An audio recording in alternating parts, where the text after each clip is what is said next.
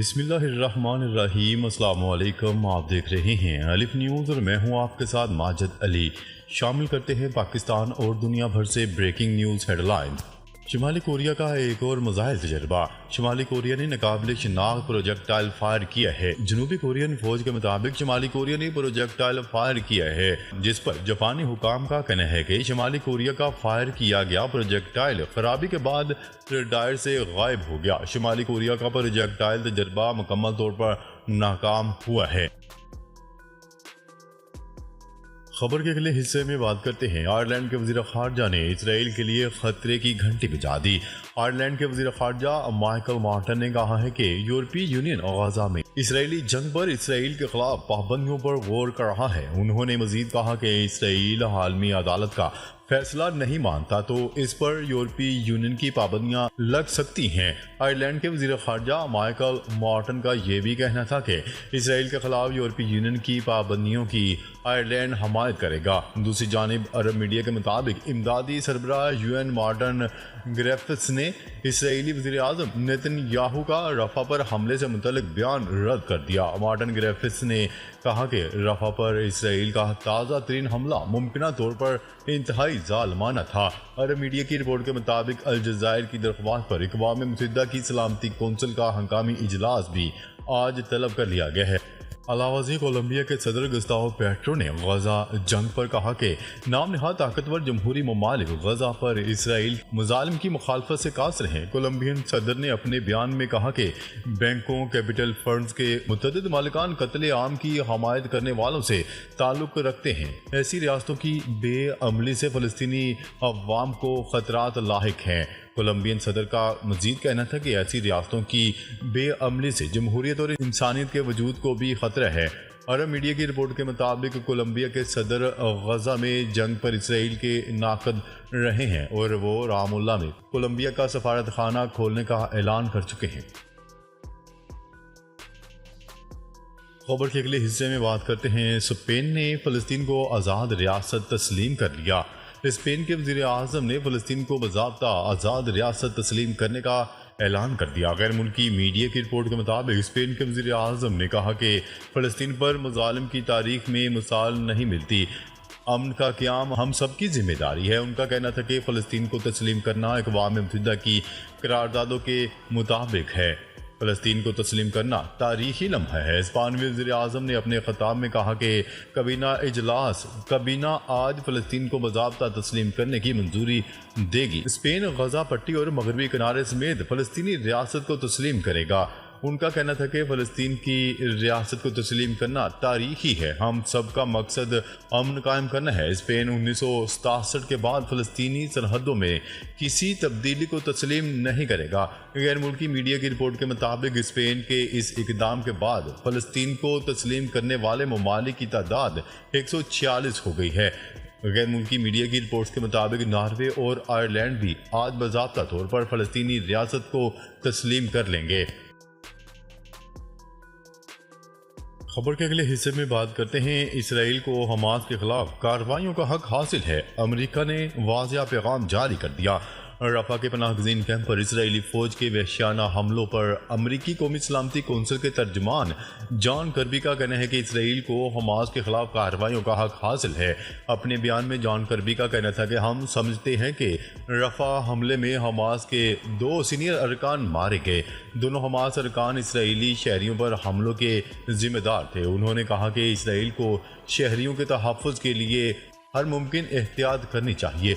John Kirby का मजीद कहना था कि इसराइली फ़ौज से राब्ते में हैं। इसराइल रफ़ा हमले की तहकीकात कर रहा है। खबर के अगले हिस्से में बात करते हैं। मिस्र और इसराइल में झड़पें, एक फ़ौजी हलाक और कई ज़ख्मी हो गए। बेलगाम इसराइली फ़ौज की पड़ोसी मुल्क मिस्र की फोर्सेस से झड़पें शुरू हो गई। मिस्री फ़ौज के तर्जुमान के मुताबिक फोर्सेस रफ़ा बॉर्डर पर होने वाली फायरिंग की तहकीकात कर रही हैं, जिसके नतीजे में एक एहलकार हलाक हो गया। इब्तदाई तौर पर इसराइली मीडिया की तरफ से ये इतला दी गई थी कि सरहद पार से फायरिंग की गई थी, जो मिस्री जानिब से इसराइली फौजियों की जानिब शुरू की गई थी, जिसने जवाब दिया। इसके बाद इसराइली फौज की तरफ से एक हुक्म के जरिए इसे वापस ले लिया गया था, लेकिन इसे दोबारा रिपोर्ट करने की इजाज़त दी गई थी। इसराइली सरहदी कशीदगी के बढ़ने से सूरत हाल मजीद पेचीदा हो सकती है और रफा क्रॉसिंग के जरिए इमदादी सामान की मुंतकली रुक सकती है। मिस्र का इसराइल से अमन मुआहदा है, इसलिए इन दोनों में अस्करी महाज गर्म होने का इम्कान बहुत कम है, लेकिन सफारती तौर पर मामलात पेचीदा ज़रूर होंगे क्योंकि मिस्र भी जंग बंदी के मुज़ाकरात में सालस है।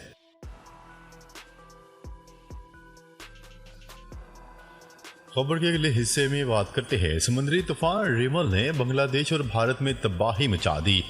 गैर मुल्की खबरसार इदारे की रिपोर्ट के मुताबिक समुद्री तूफान रिमल के सबब भारतीय मगरबी बंगाल में 16 और बांग्लादेश के इलाकों में 10 अफराद हलाक हुए। तूफान के बायस 120 किलोमीटर फी घंटा की रफ्तार से हवाएं चल रही हैं। तेज हवाओं के बायस दरख्त उखड़ गए और बिजली के खंभे भी गिर गए। मूसलाधार बारिशों से नशीबी इलाके डूब गए, जबकि साहली इलाकों से 10 लाख अफराद ने नकल मकानी की है।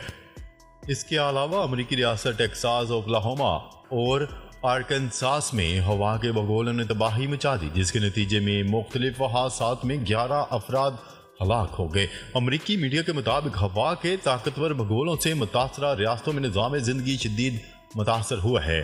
हवा के भगोलों की वजह से मुख्तलिफ गाड़ियों को नुकसान पहुंचा, दरख्त गिर गए और बिजली की तारें भी टूट गईं। रिपोर्ट के मुताबिक मुतासरा इलाकों में 2,50,000 लोग बिजली से महरूम हो चुके हैं। मुतासरा इलाकों में इमदादी सरगर्मियां जारी हैं।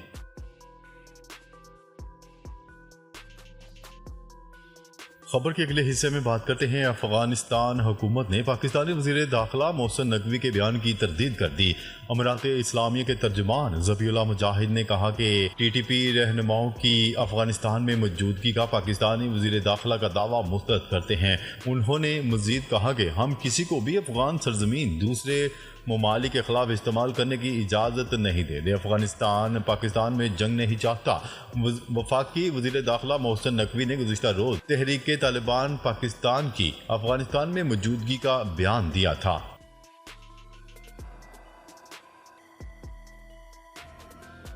खबर के अगले हिस्से में बात करते हैं। सऊदी अरब ने इसराइल को सख्त इंतबाह जारी कर दिया। सऊदी अरब ने सख्त इंतबाह जारी करते हुए इसराइल के लिए फ़लस्तीनी रियासत को तस्लीम करना ज़रूरी करार दे दिया। बेल्जियम के दारुल हुकूमत ब्रसल्स में मीडिया से बातचीत करते हुए सऊदी वज़ीर ख़ारजा फैसल बिन फरहान का कहना था कि ये इसराइल के अपने मफाद में है कि वो फ़लस्तीन को तस्लीम करे, क्योंकि वो फ़लस्तीनी रियासत के वजूद के बगैर कायम नहीं रह सकता। सऊदी वज़ीर ख़ारजा ने तशवीश का इजहार करते हुए कहा कि इसराइल मौजूदा हालात में इस बात को समझने से गुरेज़ा है। अलावाज़ीन सऊदी वज़ीर ख़ारजा शहज़ादा फैसल बिन फरहान ने एक सवाल के जवाब में कहा कि इस मसले का दो रियासती हल ही फ़लस्तीन और इसराइल दोनों के मफाद में है। सऊदी वज़ीर ख़ारजा ने दोनों फ़रीक़ैन पर मुज़ाकरात पर जोर देते हुए वाज़ेह किया कि मुग़वियों की रहाई होनी चाहिए। इस हवाले से फ़ौरी मुज़ाकरात होने चाहिए, क्योंकि ग़ज़ा के लोग ज़्यादा इंतज़ार नहीं कर सकते।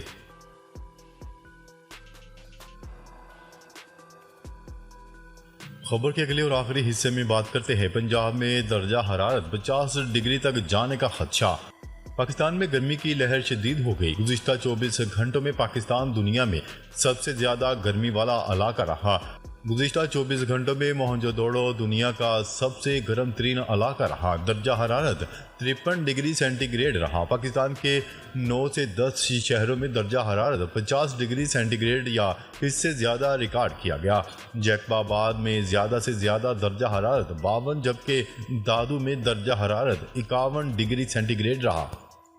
तर्जमान PDMA के मुताबिक पंजाब में आज भी हीट वेव और गर्मी की लहर बरकरार रहेगी, जबकि दर्जा हरारत 45 से 50 डिग्री तक जाने का खदशा जाहिर किया गया है।